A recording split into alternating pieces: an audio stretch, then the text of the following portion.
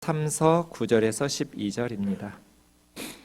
요한 3서 9절로 12절 말씀. 내가 두어 자를 교회에 썼으나 그들 중에 으뜸되기를 좋아하는 디오드레베가 우리를 맞아들이지 아니하니 그러므로 내가 가면 그 행한 일을 잊지 아니하리라. 그가 악한 말로 우리를 비방하고도 오히려 부족하여 형제들을 맞아들이지도 아니하고 맞아들이고자 하는 자를 금하여 교회에서 내쫓는도다. 사랑하는 자여, 악한 것을 본받지 말고 선한 것을 본받으라. 선을 행하는 자는 하나님께 속하고 악을 행하는 자는 하나님을 배웁지 못하였느니라. 데메드리오는 뭇사람에게도 진리에게서도 증거를 받았음에 우리도 증언하노니 너는 우리의 증언이 참된 줄을 아느니라. 아멘. 오늘은 요한 3서 말씀을 묵상하도록 하겠습니다. 요한 3서 말씀은 원문으로 보면 219단어로 쓰여진 짧은 성경입니다. 로마 제국에서 종이 역할을 했던 파피루스라는 종이 한 장 분량에 해당하는 그러한 성경입니다. 1절에 보시면 이 편지를 쓰신 분은 장로라고 자신을 밝히고 있는데 초대교회에서부터 요한 1, 2, 3서를 예수님의 제자 사도 요한이 쓴 것으로 알려져 있어서 우리는 요한 1, 2, 3서를 사도 요한의 편지로 봅니다. 이 편지를 받은 분은 가이오라는 형제님인데요. 가이오라는 이름은 기쁨이라는 뜻인데 로마 제국에서 아주 흔한 이름 중에 하나여서 구체적으로 누구인지 알기에는 자료들이 많지 않아서 모릅니다. 신약 성경 안에도 가이오라는 사람이 4사람이 등장하는데 요한 3서를 받은 가이오가 그 4분 중에 한 분일 수도 있고 아니면 또 다른 사람일 수도 있겠습니다. 사도 요한의 생애를 보면 예수님의 공생애가 BC 4년에서부터 AD 30년, AD 30년은 거의 정확한데요. BC 4년 조금 좀 부정확합니다. 예수님의 출생을 기준으로 AD와 BC를 나누기는 했는데 나중에 학자들이 보니까 연대 측정이 잘못된 거예요. 왜냐하면 BC 4년에 헤롯 대왕이 죽거든요. 예수님이 태어났을 때 헤롯 대왕이 살아 있었어요. 그래서 베들레헴 주변에 2살 밑에 어린 남자아이들을 다 죽였죠. 그러면 적어도 예수님의 출생은 헤롯 대왕 사망 이전이어야 돼요. 헤롯 대왕이 BC 4년에 죽은 게 분명하기 때문에 예수님의 출생은 빨라도 BC 4년, 늦어도 BC 4년이고요. 더 이르게 잡는 분들은 BC 6년까지 잡기도 합니다. 어쨌든 예수님의 생애가 있었고 사도 요한은 예수님의 12제자 중에 하나로 주를 섬겼고 AD 70년에 예루살렘 성전이 로마 군인들에 의해서 불탔고 그 다음 바울이 개척했던 에베소 교회에서 사도 요한이 사역했다고 기록에 많이 남아 있습니다. 아마 요한서신은 반모섬 유배가기 직전에 90년대 초반에 쓰여진 편지들이 아닐까 이렇게 성경학자들이 추측하고 있습니다. 요한 3서의 구조를 보면 짧은 편지여서 아주 단순한데요. 가이오에 대한 이야기가 8절까지 그리고 디오드레베에 대한 이야기가 9절과 10절 11절에서는 본받으라 본받지 말라는 이야기를 하고 데메드리오라는 사람을 12절에 언급한 후에 끝인사하면서 이야기가 되고 있습니다. 저 본받으라는 말씀 11절 말씀 좀 보겠습니다. 시작. 사랑하는 자여, 악한 것을 본받지 말고 선한 것을 본받으라. 선을 행하는 자는 하나님께 속하고 악을 행하는 자는 하나님을 배웁지 못하였느니라. 제가 볼 때 이 구절이 요한 3서의 핵심이에요.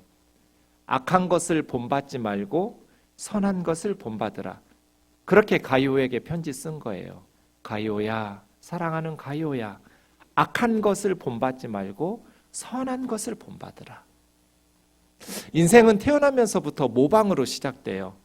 누구를 본받느냐에 따라서 선한 사람을 본받으면 선하게 살고 악한 사람을 본받으면 악하게 살겠죠. 똑같은 엄마에게서 나온 쌍둥이라 해도 한국에서 자란 아이는 한국말 하고요. 미국에서 자란 아이는 한국말은 못해요. 영어를 사용하게 되죠. 누구를 본받느냐에 따라서 삶이 달라지죠. 인생은 모방이에요. 그래서 부모들은 자기 아이들이 우리 아이가 이렇게 되었으면 좋겠다고 생각하는 그 삶을 부모가 살아야 돼요. 애들은 본받거든요. 우리 아이가 이런 훌륭한 사람이 되었으면 좋겠다. 그 삶을 살아야 돼요, 엄마 아빠가. 그래야 아이들이 엄마 아빠를 본받으면서 모방하면서 그런 훌륭한 사람이 되겠죠.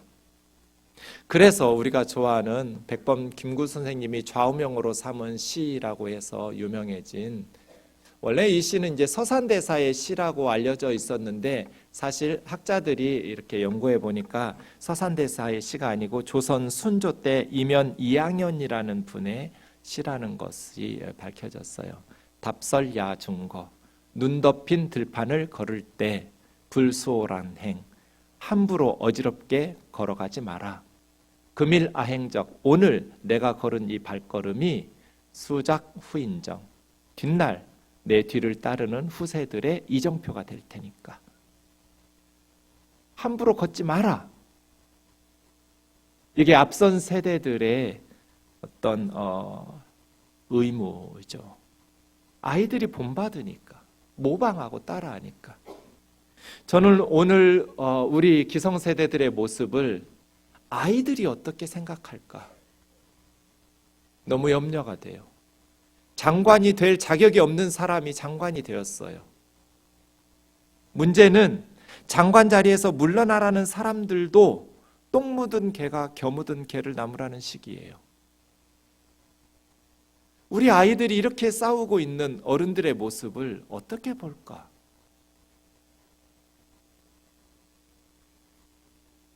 우리 아이들은 누구를 본받아야 되는가?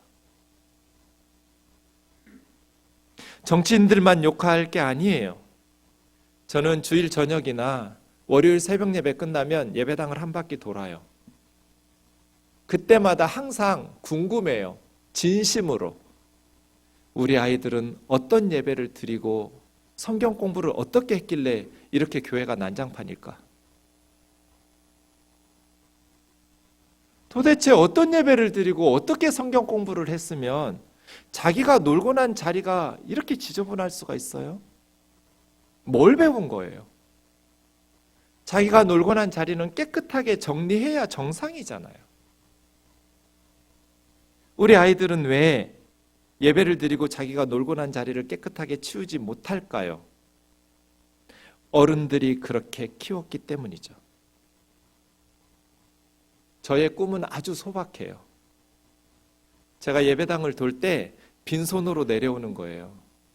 지금까지 빈손으로 내려온 적이 한 번도 없어요. 언제나 종이컵을 주워서 치워야 돼요. 자기가 마신 커피 잔을 왜 아무 데나 버려요?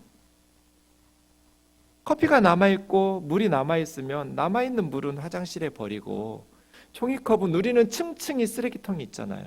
분리수거해서 넣으면 돼요. 우리 교우들은 어떤 예배를 드렸길래 어떻게 성경을 배웠길래 자기가 먹은 물컵 하나도 제대로 치울 줄을 몰라요?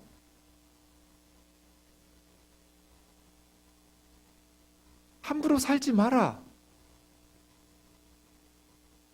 아이들이 보고 배우니까. 자녀들이 놀고 났으면 그냥 집에 가자 데리고 갈 것이 아니라 엄마랑 같이 치우자. 아빠랑 같이 치우자. 놀고 난 자리는 깨끗하게 정리하고 그런 모습을 함께 하는 모습들을 가르쳐야죠. 그리고 그렇게 보여줘야죠. 오늘날 한국교회의 미래를 희망적이라고 말하는 분들은 없을 것 같아요. 교회가 점점 어려워지고 있어요. 왜 그럴까요? 사람들이 예수 믿는 사람들을 볼 때 나도 저 사람 다니는 교회 따라 나가고 싶다 하지 않는 거예요. 본받고 싶지가 않아요. 감동이 없어요. 존경할 게 없어요. 교회 다니는 사람을 볼 때 아, 참 좋다. 아, 나도 저렇게 본받고 싶다. 이런 마음이 들어야 되잖아요. 그런 생각이 안 들어요. 오히려 교회 다니는 사람이라고 하면 더 이기적이고 더 못돼 처먹은 사람, 이런 비판을 받으니 어떻게 교회가 잘 될 수 있겠어요? 우리 집사님 중에 편의점 하다가 택배로 직업을 바꾼 분 계셔요. 몇 달 후에 저를 찾아왔어요. 목사님, 한국교회 큰일 났어요. 왜요? 제가 편의점 할 때는 몰랐는데 집집마다 다니면서 택배를 하다 보니까 교회 다닌다고 교패 붙은 사람들이 제일 불친절하고 제일 불평이 많아요. 절에 다니는 불자의 집이나 성당에 다니는 사람들은 그렇게 친절한데 교회 다니는 고객들은 너무 불친절한 거예요. 여러분, 우리가 예배를 어떻게 드렸길래, 성경을 어떻게 배웠길래 그 택배하는 분들에게 불친절하고 믿지 않는 세상 사람들에게 그렇게 이기적이라고 손가락질을 받게 되었을까요?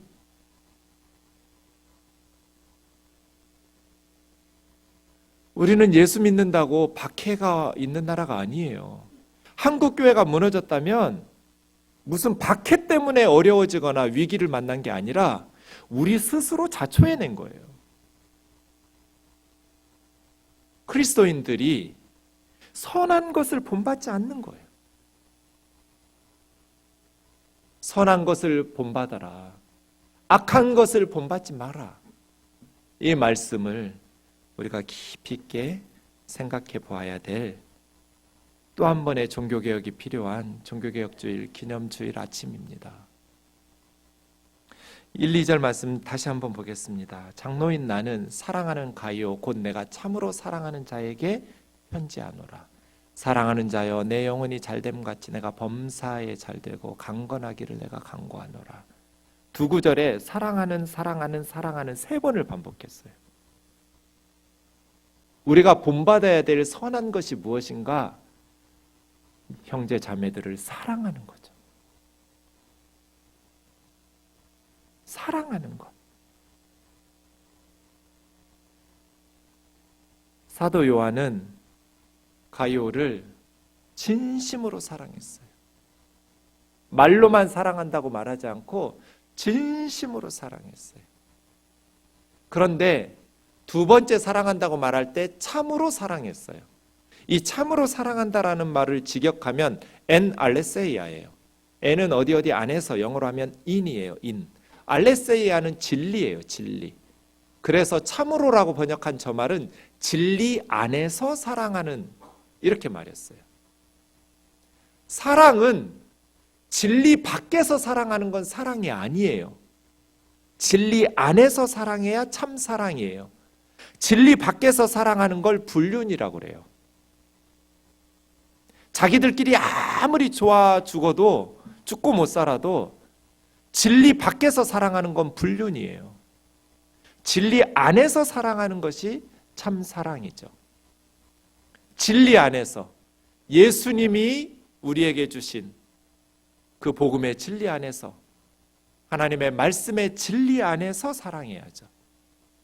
제가 최근에 몇몇 친구들을 잃었어요. 오랫동안 동역자로 섬겼던, 함께 주를 섬겼던. 왜냐하면 제가 동성애를 죄라고 말했기 때문이에요. 자칭 개혁적이라는 신학자와 목회자들이 동성애를 죄라고 말하는 것은 소수자에 대한 폭력이라고, 그건 차별이라고, 인종차별이라고, 과 같은 거라고. 저는 동의할 수 없다고. 사람이 인종이 다르다고 해서 차별하면 안 되죠. 그건 죄예요. 하지만 동성애를 죄라고 말하는 것하고 인종차별하는 것하고는 다른 문제예요. 나는 그리스도인으로서 하나님의 말씀인 성경이 최상위에 있어요. 하나님께서 동성애를 죄라고 말했는데 더 성숙한 신학, 더 교양 있는 신학인 척하면서 동성애를 죄라고 하지 않는 것, 그것이 성숙한 신학자인지 저는 동의할 수 없어요. 하나님보다 더 사랑하면 안 돼요. 하나님의 말씀을 어겨가면서 사랑을 이야기하면 안 돼요. 하나님께서 죄라고 말씀하신 건 죄인 거예요. 그것은 참과 거짓을 분별하는 분별력을 심어주는 것이지 소수자의 인권을 착취하고 차별하자는 게 아니에요. 죄를 죄라고 말하는 걸 폭력이라고 말할 수는 없어요. 죄를 죄라고 말하지 않으면 이 세상은 선악의 구분이 사라질 거예요. 하나님의 말씀인 성경의 교훈을 최상위에 두고 모든 인간들의 사상과 문화와 철학을 다 그 하나님의 말씀인 성경 앞에 굴복시켜 복종하도록 하는 것이 목회자들의 책무죠. 사랑, 엔 알레세이아, 진리 안에서 사랑해야 돼요. 진리를 벗어난 것은 그건 참된 사랑이 아니에요. 어쨌든 교회가 무엇인가? 한국 교회에 무엇이 문제인가? 사랑이 없어서 문제예요. 진리 안에서 사랑하는 것, 이걸 회복하는 것이 종교개혁이에요. 한 영혼 한 영혼을 진리 안에서 참되게 사랑하는 것. 교회의 본질은 선교가 아니에요. 구제도 아니에요. 교회를 교회되게 하는 건 사랑이에요. 요한복음 13장 35절에서 예수님께서는 너희가 서로 사랑하면 이로써 모든 사람이 너희가 나의 제자인 줄 알리라고 말씀하셨어요. 예수님의 제자라는 것을 세상 사람들이 알게 하는 건 선교나 구제가 아니라 너희가 사랑하면. 예수님이 사랑의 삶을 실천하면서 사셨거든요. 예수님은 사랑으로 충만한 삶을 우리에게 보여주셨어요. 그 예수님처럼 우리가 서로를 사랑하면서 살아갈 때 안 믿는 세상 사람들이 저 사람 예수 닮았다, 예수의 제자인가 보다, 이렇게 하라는 거잖아요. 너희가 서로 사랑하면, 전도하면, 기도하면, 성경 찬송 들고 예배 다니면이 아니에요. 너희가 서로 사랑하면 이로써 모든 사람이 너희가 내 제자인 줄 알리라. 교회를 교회되게 하는 것은 사랑하는 거예요. 세상에서 무시당하고 멸시받는 사람들을 하나님의 형상이라고, 당신을 위해서 예수님이 십자가에 못 박혀 돌아가셨다고 그렇게 사랑해 주는 것. 도저히 용서받을 수 없고 사랑받을 수 없는 죄인인 우리를 예수님께서 극진히 사랑하셔서 자기 몸을 십자가에 내어주셨던 것처럼 우리도 다른 자매 형제들을 소중하게 여기면서 진짜 인간답지 않게 살고 있지만 너도 예수님 믿게 되면, 너도 예수님을 제대로 만나게 되면 변화될 거야. 그런 희망을 가지고 사랑해 주는 것, 그것이 교회를 교회되게 하는 것이죠. 사랑이 없는 그 어떤 것도 선한 게 아니에요. 그 사랑하는 사람을 위한 기도는 2절처럼 하면 돼요. 사랑하는 자여 내 영혼이 잘됨 같이. 내가 범사에 잘되고, 범사는 모든 일이에요. 모든 일이 잘되고 번영하고 성공적으로 형통하고 너가 행하는 모든 일이 잘 됐으면 좋겠다. 네가 잘 되면 내가 배 아픈 게 아니고 나는 네가 진심으로 잘 됐으면 좋겠다. 사돈이 땅을 사면 축하하러 가야죠. 배 아파하는 게 아니라 강건하기를 구하노라. 영혼만 잘 되는 게 아니라 육신도 건강하기를. 사랑하는 자들을 위한 최고의 기도 같아요. 저건 기복주의가 아니에요. 영혼이 잘됨 같이 너가 행하는 모든 일이 잘 되고 건강하기를 내가 원한다. 그래서 나는 하나님께 기도한다. 그럼 영혼이 잘 된 게 뭐예요? 가요의 영혼은 왜 잘 됐을까요? 3절에서 8절까지 나와 있어요. 형제들이 와서 너에게 있는 진리를 증언하는데, 가요에게 다녀온, 가요를 만나고 온 성도들이 에베소에서 지금 목회하고 있는 사도 요한에게 가요에 대해서 이야기를 해주는데, 가요는 진리 안에서 살았어요. 네가 진리 안에서 행한다는 것을 들으니 내가 심히 기쁘다. 나의 자녀들이, 영적인 제자들이 진리 안에서 살아간다라는 것을 듣는 것보다 더 기쁜 소식이 없다. 사랑하는 자여 네가 무엇이든지 형제 곧 나그네 된 자들에게 행하는 것, 그건 신실한 일이다. 이 나그네 된 자들에게 뭘 행했을까요? 6절에서 8절에 나와 있는데요. 그들이 교회 앞에서 너의 사랑을 증언했다. 가요에게서 내가 이런 사랑을 받았다고 교회에 와서 간증을 하고 고백을 하고 있는데, 네가 지금도 그런 일들, 선한 일들을 하고 있는데 하나님 앞에 합당하게 그들을 전송하라고. 그들을 합당하게 전송하라는 것은 잘 후원하고 돌보고 섬기고 이런 거겠죠. 그들이 누구냐? 7절이에요. 그들이 주의 이름을 위하여 나가서 이방인들에게 아무것도 받지, 주의 이름을 위해서 나간 사람들. 8절에 보면 그들과 함께 우리도 진리를 위해서 함께 동역해야 된다 라고 말하는 그들, 누구겠어요? 가요가 영접해서 잘 접대해 주었던 사람들이 순회 선교자들이죠. 선교사들, 복음을 전하는 전도자들이에요. 그런데 7절에 보면 이 복음 전도자들은 주의 이름을 위해서 복음을 듣지 못한 사람들에게 다니면서 전도하고 다니고 선교하는데 이방인들에게 아무것도 받지 않았어요. 복음을 듣는 사람들에게, 로마 제국에는 순회 철학자들이 있었어요.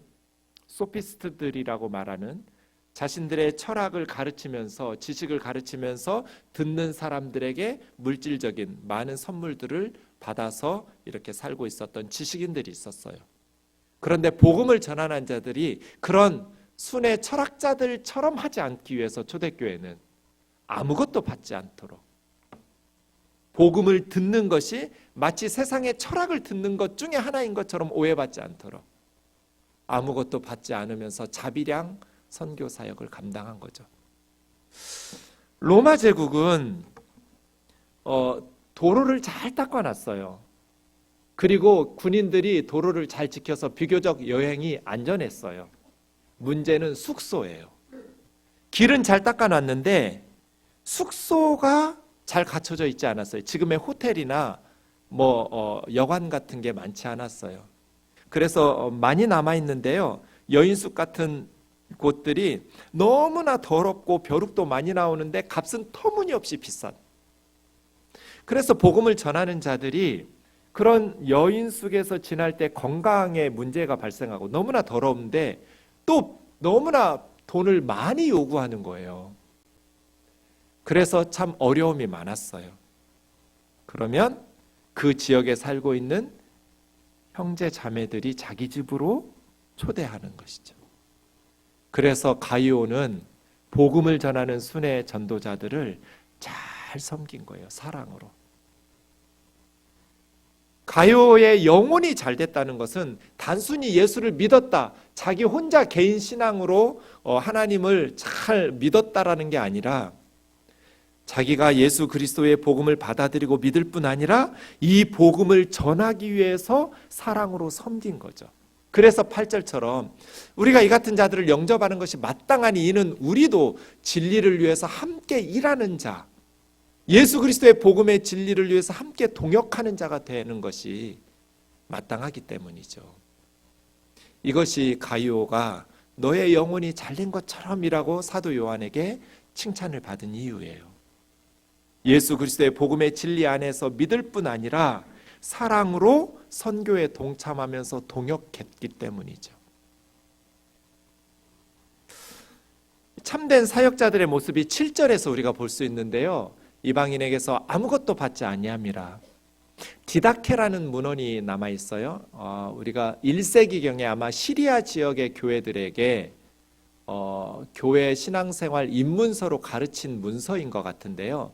이 디다케라는 초대교회 문헌에 보면 어떤 성도나 전도자가 다른 지역 도시에 가서 이제 성도들의 신세를 지게 될 때, 바로 가이오가 했던 것처럼 그렇게 다른 교회 성도들에게 신세를 질 때 하루만 신세를 지도록 되어 있어요. 디다케의 내용에 보면 아주 예외적으로 부득이한 경우에 이틀까지 봐줬어요. 그리고 3일째부터 더 머무르게 될 때는 반드시 그 집주인에게 숙박비를 내라고 했어요. 왜냐하면 이 도시에 처음 온 지 하루 만에 이렇게 돈 내기는 쉽지 않으니까 사랑으로 하루는 접대할 수 있어요. 그런데 뭐 일정이 끝나지 않거나 복음전도 사역이나 아니면 그 도시에서 봐야 될 어떤 개인적인 용무가 끝나지 않아서 며칠 더 머물러야 될 때 처음에는 사랑으로 집주인이 접대하더라도 2000년 전에 먹고 살기가 다 고만고만 할 텐데 큰 부자가 아닌 다음에서야 그 사람들에게 계속 며칠씩 하면 아무리 예수님의 복음 안에서 사랑하는 어느 교회의 형제 자매라 할지라도 믿음의 지체들이라 할지라도 이 접대하는 가족이 부담이 될 거잖아요. 그러니까 그럴 경우에 둘째 날부터는 값을 지불하라는 거예요. 이게 디다케의 내용이에요. 그러니까 사랑 때문에 빈대처럼 다른 믿음 좋은 성도 집에 들러붙어 가지고 패기치지 마라. 더 머무르게 되면 그 도시에서 아르바이트 하라는 거예요. 일당 일자리를 구해서 직접 돈을 벌어서라도 돈이 없으면 그 집주인에게 값을 지불하고 그 집에 머물러야 된다. 그건 선교사들도 마찬가지예요. 선교한다고 해서 모든 걸 다 대줘야 되는 건 아니에요. 기본적으로 자비량 선교를 물론 교회나 성도들의 후원이 있는 만큼 더 많은 시간 복음을 전하는 일에 집중할 수 있겠죠. 하지만 내가 복음을 전하니까 너희 교회와 성도들이 다 나를 돌봐줘야지 이러지 말라는 거예요. 자립정신을 기초로 해서 복음을 전하도록 가르치는 것이죠. 이러한 초대교회 정신들이 우리에게도 매우 필요한 시점이 아닌가 하는 생각이 듭니다. 9절 10절 같이 보겠습니다. 디오드레베가 나옵니다. 내가 두어 자를 교회에 썼는데, 그러니까 이건 요한 3서가 아니에요. 이전에 보낸 편지들이에요. 그때 짧게 썼어요. 사도 요한이 교회에 썼는데 그 사도적 교훈을 거부한 사람이 있었어요. 디오드레베라는 사람이에요. 디오스라는 이름이 제우스예요. 로마의 최고의 신 제우스. 드레베는 양육한, 제우스가 양육한 그런 이름인데요. 그러니까 이방인이에요. 개종한 크리스찬이겠죠. 그런데 이 디오드레베는 사도 요한이 두어자 썼던 편지를 거부했어요. 사도적 교훈과 가르침을 거부한 거죠. 왜? 으뜸되기를 좋아하는 디오드레베. 자기가 최고가 되기를 원했어요. 그래서 사도 요한이고 뭐고 다른 사람들을 다 자기 밑으로 깔아뭉갰어요. 거부. 으뜸되기를 좋아하는 디오드레베가 우리를 맞아들이지 아니하니. 그래서 이 디오드레베가 행한 악행이 세 가지가 있는데요. 10절에 보면 첫 번째, 그가 악한 말로 우리를 비방하고 자기가 으뜸이 돼야 되니까 사도인데도 불구하고 요한을 깎아내려요. 터무니없이 악한 비방으로 험담하고 깎아내리고, 두 번째 악행은 그것도 부족하게 여겨서 복음을 전하는 형제들을 맞아들이지도 않고 자기만 왕노릇하고자 한 거예요, 교회에서. 그리고 세 번째, 다른 교우들이 그 순회 선교사들을 가이오처럼 맞아들여서 돌봐주려고 하는데도 그 성도들도 선교사들을 영접하지 못하도록 금지시키고 자기 말 안 들으면 교회에서 내쫓았어요. 그래서 사실은 이 디오드레베 때문에 가이오도 굉장히 힘들었을 거예요. 가이오도.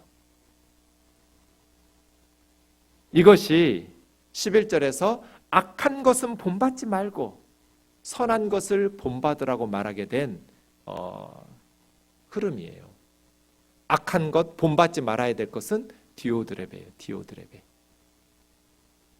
왜 디오드레베가 그렇게 악한 말로 사도들을 비방하고 또 다른 선교사들을 환영하고 영접해 주지도 않고 자기만 영접 안 하면 되지 영접해 주는 성도들도 금지시켜가면서까지 자기 말 안 들으면 교회에서 내쫓았을까요? 으뜸되기를 좋아했기 때문이에요. 열심히 봉사했을 거예요. 교회에서 열심히 특심했어요. 문제는 뭐예요? 으뜸되기를 좋아하는, 으뜸되는 것을 사랑했어요. 그래서 이렇게 교회의 걸림돌이 돼버렸어요. 교회마다 으뜸되기를 좋아하는 디오드레베들이 너무 많아요. 이 사람들이 문제예요. 자기가 꼭 최고가 돼야 돼요. 으뜸되기를 좋아하는 디오드레베. 그래서 복음의 걸림돌이 되고 교회를 교회답게 만드는 일을 회방하고 오히려 더 교회를 어렵게 만들어가는 사람들. 도대체 증경 총회장이 왜 있어야 되고 증경 회장들은 왜 그렇게 많아요? 그냥 회장하고 물러났으면 평회원으로 돌아가면 되지. 증경 회장들이 왜 필요해요? 시켜주면 하고 안 시켜주면 말지. 뭐 돈을 그렇게 써가면서 총회장을 하려고 그래요. 으뜸되기를 좋아하는 디오드레베. 그게 다 허영이에요. 교회 안에서도 어느 부서에서도 자기 뜻대로만 해야 돼. 자기 생각대로만, 자기 왕노릇하려고 하는 으뜸되기를 좋아하는 디오드레베. 어디서나 자기가 주목받아야 돼요. 자기가 주인공이 돼야 돼요. 결혼식장 가면 자기가 신부가 돼야 되고 사람들이 다 나 쳐다봐야 돼. 장례식장 가면 자기가 시체가 돼야 돼요. 다 나를 쳐다봐야 돼. 어디서나 내가 주인공해야 돼. 으뜸되기를 좋아하는 디오드레베. 본받지 마라.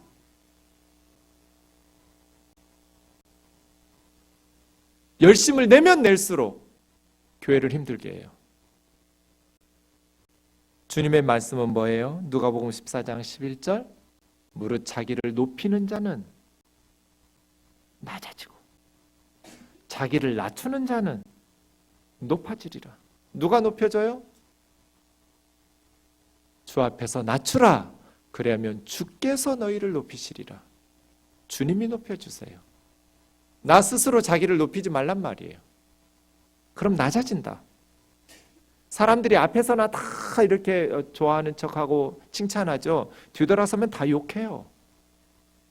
자기가 자기를 높이는 사람 누가 인정해줘요? 자기를 겸손하게 낮춰라. 그러면 주님께서 너희를 높여주실 것이다. 이러한 성도들 되기를 주의 이름으로 축원합니다. 으뜸되기를 좋아하는 디오드레베 되지 마라. 12절에 보시면 본받아야 될 사람이 있어요. 데메드리오예요. 이 데메드리오도 이방인 출신이에요. 네. 데마라고 축약형으로 말하는. 이 데마도 누군지는 정확히 몰라요. 뭇 사람들이 칭찬하고 진리에게서 증거를 받고 우리도 증언하는 사람. 데메드리오는 어떻게 했겠어요? 디오드레베처럼 하지 않고 겸손하게 자신을 낮추고 선교사들을 가이오처럼 섬기고 영접하고 그러한 사람들. 증거를 받아야 돼요. 다른 사람들이 진짜라고, 진짜 크리스찬이라고 인정할 수 있는 진리, 예수 그리스도의 진리가 너는 진짜야 라고 인정할 수 있는 사도들이 그 사람은 진짜라고 그렇게 증언할 수 있는, 나 스스로 높이고 내가 진짜라고 말하는 사람이 아니라 뭇 사람에게서, 진리에게서, 복음 전도자인 사도들에게서 증거를 받는 저와 여러분 되기를 원합니다. 말씀 마치겠습니다. 11절을 다시 보겠습니다. 사랑하는 자여, 악한 것을 본받지 말고 선한 것을 본받으라. 선을 행하는 자는 하나님께 속하고 악을 행하는 자는 하나님을 배웁지 못하였느니라. 저 말씀 무슨 뜻일까요? 선을 행하는 자는 하나님의 백성이고 악을 행하는 자는 아무리 자기 자신이 내가 하나님의 음성을 들었다, 하나님을 환상으로 보았다, 하나님을 만났다라고 주장할지라도 그 사람 하나님 만난 사람 아니란 뜻이에요. 하나님을 뵌 사람은 악을 행할 수가 없어요. 하나님을 만난 사람은 그렇게 디오드레베처럼 으뜸되기를 좋아할 수가 없어요. 디오드레베는 하나님을 배운 사람이 아닌 거예요. 하나님을 뵌 적이 없는 사람이에요. 자기를 높이는 사람, 으뜸되기를 좋아하는 사람, 그 사람은 하나님을 만난 적이 없는 사람이에요. 아주 유창하게 설교하고 많은 사람들을 자기의 지도력 아에, 영향력 아에 두면서 그렇게 말씀을 가르치고 영적인 능력을 나타낸다 할지라도 그 사람을 떠나면서 내가 기도 응답을 받았는데, 내가 주의 음성을 들었는데 당신이 나에게 돈을 좀 줘야 된다고. 하나님 만난 적이 없는 사람인 거예요. 저희 아버지 암에 걸렸을 때도 어느 목사님이 기도 응답을 받으셨는데 500만 원을 헌금하면 말기 암이 낫는다고 저희 누나한테 그랬어요. 그래서 제가 그걸 뭐라고 대답했어? 그랬더니 목사님, 우리 하나님 그런 분 아니에요, 이렇게 대답했대요. 그래서 제가 집사가 제법인데,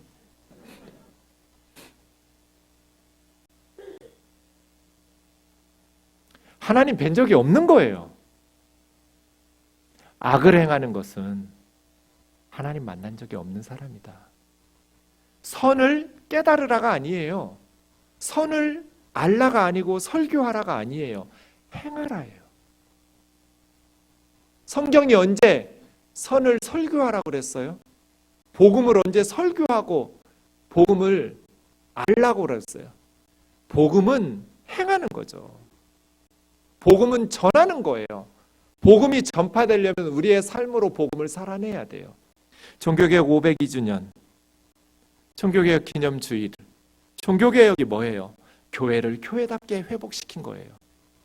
교회를 교회답게 만들자. 이 일을 위해서 목숨을 걸었어요. 교회를 교회답게 만들려면 어떻게 해야 될까요? 예수 그리스도를 따라야죠. 예수 그리스도의 복음에 합당하게 살아야죠. 교회가 예수 그리스도의 복음에 합당한 공동체가 돼야죠. 예수 그리스도의 복음이 뭐예요? 십자가와 부활이에요. 죽어야 살아요. 십자가가 뭐예요? 남 살리겠다고 나 죽는 거예요. 남 부유하겠다고 내가 가난해지는 거예요. 그게 십자가의 정신이에요. 이게 복음이에요. 교회를 교회답게. 그게 사랑이에요. 그게 진리 안에서 행하는 거예요. 그런데 우리가 예수님을 믿는다고 말하면서도 이 복음에 합당하게 살지를 않아요. 지난 금요일에 우리 희년 기도회에 와서 설교하셨던 문지웅 목사님, 오랫동안 중국 선교사로 사역하시다가 한국에 와서 개척하신 분인데요.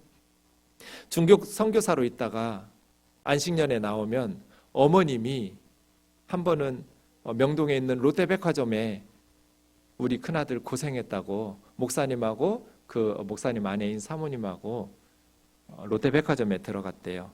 그래서 옷을 사주셨는데 목사님의 어머님이 목사님에게는 그 안에 있는 매장에 거기서 사주시고 며느리한테는 엘리베이터 옆에 그 매대 있잖아요. 이것도 좋아 하면서 사주셨대요. 그래서 목사님이 그랬대요. 엄마가 그리스도인이냐고. 엄마는 세계관적 회심이 안 된 분이라고. 그냥 겉껍질만 예수쟁이고 회심했지, 우리가 예수를 믿으려면 뼛속까지 예수쟁이여야죠. 뼛속까지 크리스찬이어야죠. 그랬다면 며느리한테 못난 우리 아들 데리고 사느라고 애썼다, 고생한다 하고 그 며느리를 좋은 옷 사주고 아들을 엘리베이터 옆에 매대해서 사줘야지.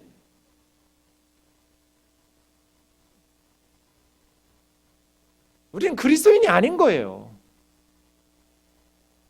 말로만 그리스도인인 거예요. 그냥 껍데기만 회심하고 성경 찬송 들고 다니는 거지 뼛속까지 예수 그리스도의 복음으로 변화되지를 못한 거예요. 선한 것을 행하라. 내 속에 있는 자기를 부인하고 자기의 정욕을 꺾고 내 속에 있는 죄성을 다 토해내고 예수 그리스도를 따라야죠.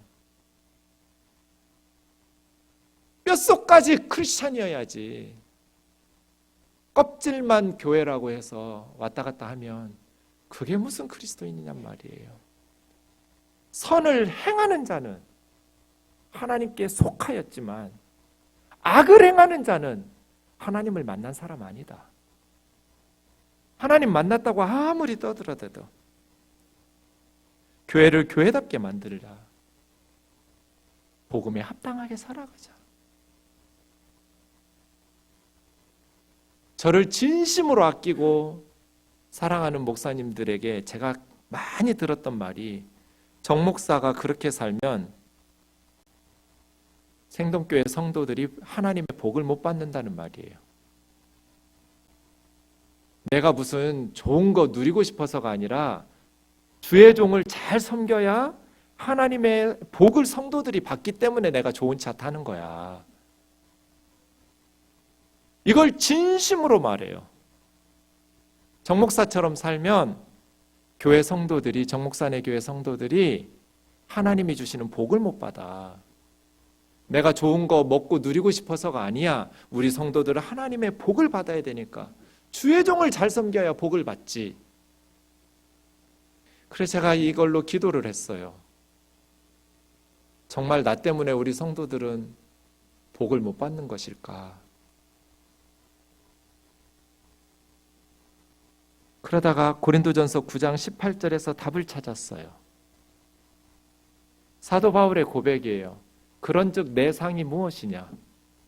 내가 복음을 전할 때 값없이 전하고 복음으로 말미암아 내게 있는 권리를 다 쓰지 아니하는 것. 예수님 앞에 갔을 때를 바울은 항상 염두하고 사역하는 거예요. 내가 주님 앞에 섰을 때 내가 주님으로부터 받을 상이 뭐냐는 거예요. 내가 복음을 전하는 선교사로서 복음을 전할 때 값없이 전한 것. 복음을 전하는 자가 마땅히 복음을 듣는 교회와 성도들로부터 후원을 받는 게 마땅한 권리이지만, 다른 선교사들이 그런다고 해서 뭐 타락한 싹군 목자라고 말할 수 없지만 당연한 마땅한 권리이지만, 내게 주어진 그 권리를 다 쓰지 않는 것. 내가 교회를 아꼈기 때문에, 성도들을 아꼈기 때문에 내게 있는 권리를 다 쓰지 않고 복음 전한 것. 세상 사람들처럼 자기 받을 거 다 받아 누리면서 복음 전하면 주님 앞에서 내가 받을 상이 뭐가 있냔 말이에요. 세상에서 다 받아버렸는데. 저게 정답 아니에요?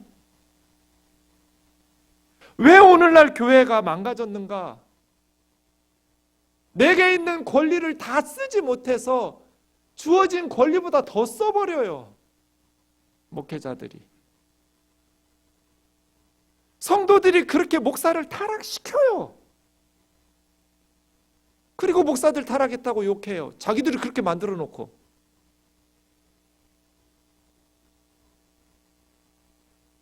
교회를 교회답게 십자가의 정신을 회복해야죠. 남을 위해서 내가 죽어야 되고, 세상 사람들을 위해서 교회가 죽어야죠. 우리를 부인하고, 우리가 사고 싶은 거 사지 말고, 우리가 먹고 싶은 거 먹지 말고, 그 권리를 다 쓰지 말고, 마땅히 우리가 고생해서 모은 돈이지만, 우리가 수고해서 일군 것이지만, 죽어가는 영혼들을 위해서, 하나님의 복음을 위해서 우리의 권리를 다 쓰지 않아야 우리 교회가 주님 앞에서 상을 받지 않을까요? 받을 거 다 받고, 세상 사람들보다 더 많이 받고, 영혼이 잘 됐으니까 막 범사가 다 잘 되고 몸이 건강하고 그냥 절에 다니는 사람들 거 다 뺏어 다니고, 예수 안 믿는 사람들 것도 다 내 거, 네 것도 내 거, 내 것도 내 거 막 해가면서, 이게 하나님이 주신 축복. 그러다가 교회 망한 거예요. 사랑하는 자매 형제 여러분, 주님 앞에서 무슨 상을 받을지 생각해 보세요. 내가 이렇게 살다가 주님 앞에 가도 될까? 우리 아이들은 나처럼 살아도 될까? 선한 것을 본받고 악한 것을 본받지 마라. 이제부터 우리 교회는 초심을 지켜야 돼요. 교회가 점점 커지니까 초심 지키기 어려워요. 점점 부유해질수록, 점점 성공할수록, 점점 커질수록 하나님 앞에서 가졌던 초심을 지켜내야 돼요. 그러지 않으면 우리는 껍데기만 남을 거예요. 찬양하고 기도하겠습니다.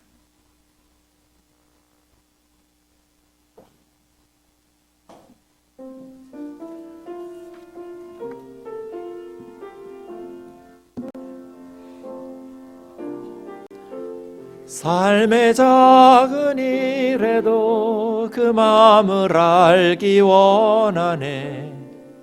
그 길, 그 좁은 길로 가기 원해.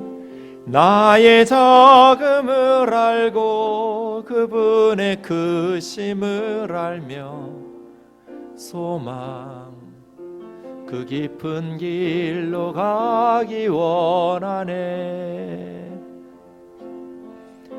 저 높이 솟은 산이 되기보다 여기 오름직한 동산이 되길. 내 가는 길만 비추기보다는 누군가의 길을 비춰준다며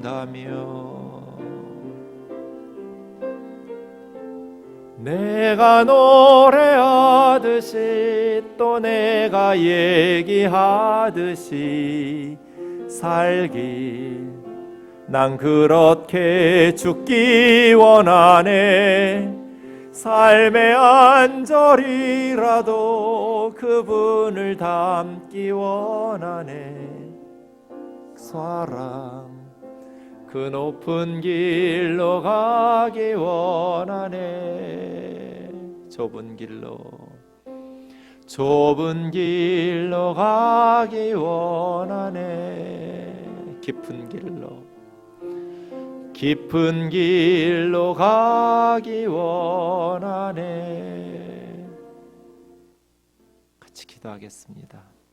교회를 교회답게, 우리가 예수의 제자가 돼야지 종교인이 되면 안 되잖아요. 바리새인 되면 안 되잖아요. 겉껍데기만 예수 믿으면 안 되잖아요. 예수님의 제자다운 제자가 되도록 진짜 크리스찬답게 예수님처럼 살아갈 수 있도록 같이 기도하겠습니다. 사랑하는 하나님 아버지, 감사합니다. 주님께서 저희들을 사랑해 주시고 주님께서 저희들을 붙들어 주시고 제자 삼아 주신 것을 감사합니다. 주님의 은혜가, 주님의 자비와 사랑이 주님 앞에 충만하게 되어지기를 원합니다. 존귀하신 주, 긍휼을 베풀어 주시옵소서. 자비를 더하여 주시옵소서.